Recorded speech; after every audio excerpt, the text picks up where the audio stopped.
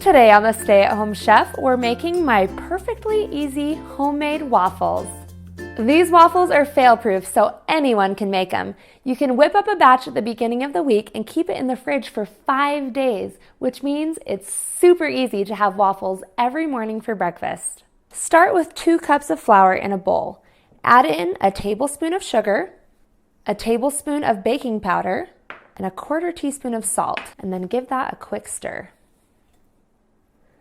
Then add in 2 eggs, a 1/2 cup of melted butter, 1 3/4 cup of buttermilk,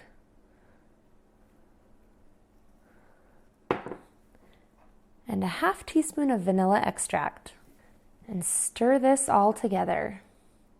I use a rubber spatula to mix mine together. That way I can easily scrape the sides and bottom and make sure everything gets mixed in. Once there's no big lumps left, you can heat up your waffle maker.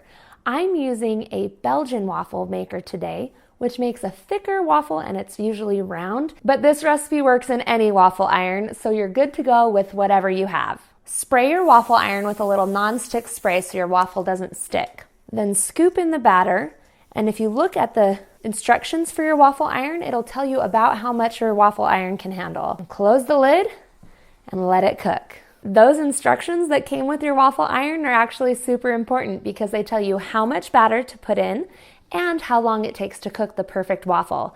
If you've lost yours, they're really easy to find with a quick Google search. Once it's nice and golden brown, I just use a fork to pop it right out onto a plate.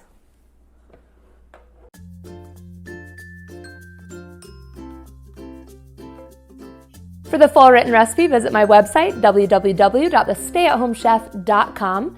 Give this video a quick thumbs up to let me know you liked it, and subscribe to my channel for more awesome recipes. See you later.